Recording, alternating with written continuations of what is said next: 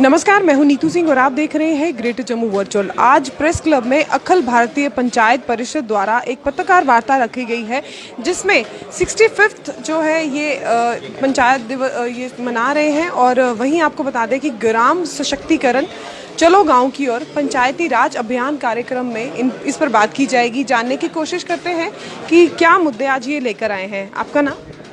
शीतला शंकर विजय मिश्र, मुख्य महामंत्री अखिल भारतीय पंचायत परिषद दिल्ली। हम जम्मू कश्मीर पंचायत परिषद को लेकर के वर्षों से यहाँ पर कार्यरत हैं। 2002 से अनवरत चुनाव कराने की कोशिश की।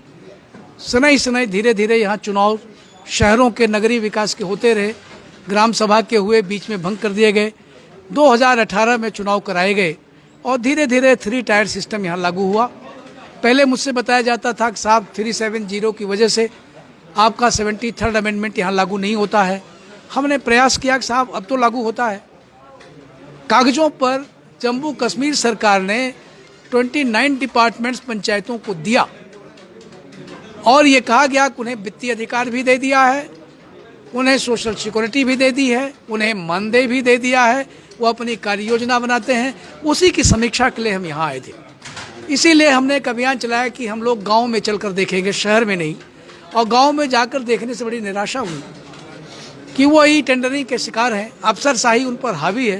पंचायत सेक्रेटरी जो उनके अधीनस्थ काम करता है वो उनका मालिक बना बैठा हुआ है और वो अपने ढंग से उन लोगों से प्रस्ताव पर दस्तखत करा लेता है, भुगतान कर देता, उन्हें जानकारी ही नहीं है। तो एक तो ई टेंडरिंग खत्म होनी चाहिए। अगर ई टेंडरिंग करनी है तो 5 लाख रुपए तक की धनराशि खर्च करने का अधिकार ग्राम सभा को होना चाहिए और उसे सरपंच खर्च करें। और जो हमारा ग्राम सभा का सरपंच है, गाँव बहुत उसकी जो आप भौगोलिक स्थिति देखिए, उसके क्षेत्रफल को देखिए, बहुत दूर दूर तक जाना होता है। खासकर जो हमारी महिला सरपंच है उनके लिए दिक्कत है, रात बिरात जाना पड़ता है। तो हम ये चाहते हैं कि जो हमारे सरपंच है इन्हें 10,000 रुपये कम से कम मिनिमम इन्हें मानदेय दिया जाए प्रत्येक माह, इनको यात्रा भत्ता दिया जाए और सबको सिक्योरिटी दी जाए। जो महिला सरपंच है उन्हें सिक्योरिटी दी जाए, वार्ड मेंबर्स को भी 5,000 रुपये दिया जाए।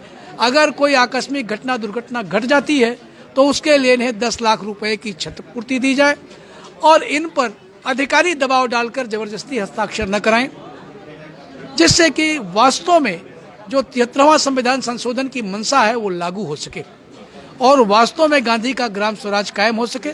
चूँकि हम लोगों के लिए वरीयता पर है जम्मू कश्मीर रियासत और जम्मू कश्मीर से एक नई अलग जगी।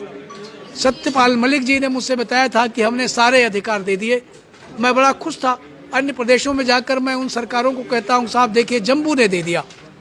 उन्होंने कहा धरातल पर जाकर देखिए। हमने पाया यहाँ पर कि कागज पर तो है लेकिन उनको वास्तव में 2 अधिकार भी नहीं मिले। तो सारे संपूर्ण अधिकारों का इनको स्थानांतरित किया जाए, वित्तीय अधिकार इनको दिया जाए, कार्य योजना इन्हें बनाने दीजिए। संविधान के अनुसार ये कार्यदायी संस्था है, इसमें किसी अफसर की कोई कृपा नहीं है और इनको स्वच्छता निधि का पैसा उपयोग करने की स्थिति बनाई जाए, अधिकार दिया जाए और इन ग्राम प्रधानों को भी ग्राम सभा निधि दी जानी चाहिए जैसे अन्य प्रदेशों में है, ताकि वह अपने गांव के गरीब गुरबों की मदद कर सकता हो।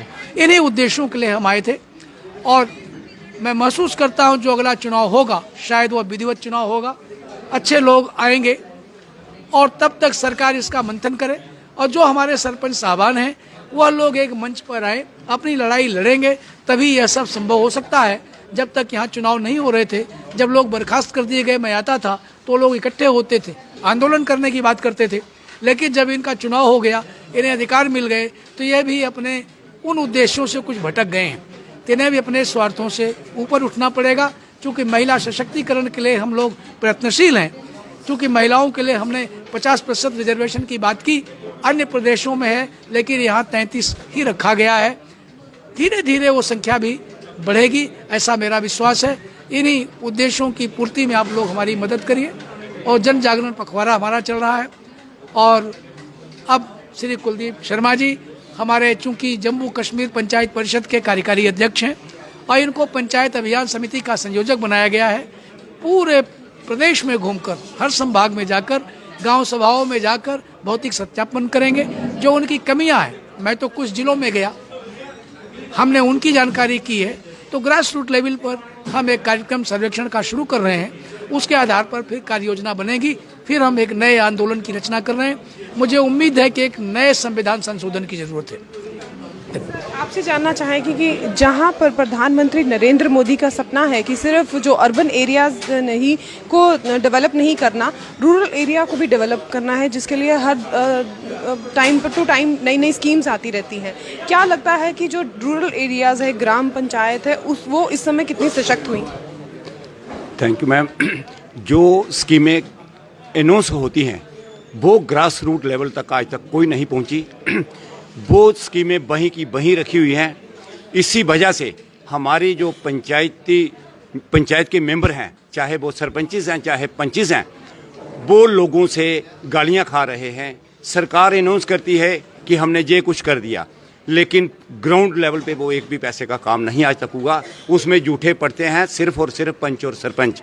क्यों कि लोग कहते हैं कि सरकार ने ये अनाउंसमेंट कर दी, सरकार ने ये कर दिया, पंचायत वो कार्य करेगी, लेकिन उसमें ऐसा कुछ भी नहीं है। उससे पंचिस सरपंचिस जो पंचायत के मेंबर हैं वो काफ़ी वंचित हैं। क्या कारण मानते हैं आप इसके पीछे? उसमें मेरा मानना है दोनों में से किसी ना किसी की कोई गलती है। जहाँ तो सरकार की मंशा ठीक नहीं है, तो जहाँ जो पंचिस सरपंचिस हैं जहाँ उन्हें पूरी जानकारी नहीं है। जैसे कि देखा यहाँ पर आपने अखिल भारतीय पंचायत परिषद द्वारा आज यहाँ पर पत्रकार वार्ता की गई, किस तरह से पंचायत को सशक्तिकरण करना है।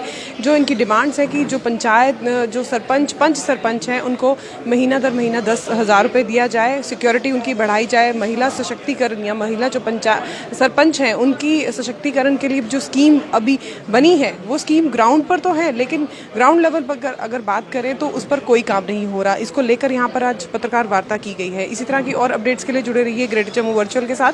कैमरामैन अजय जाडू के साथ मैं नीतू सिंह, ग्रेटर जम्मू वर्चुअल के लिए धन्यवाद।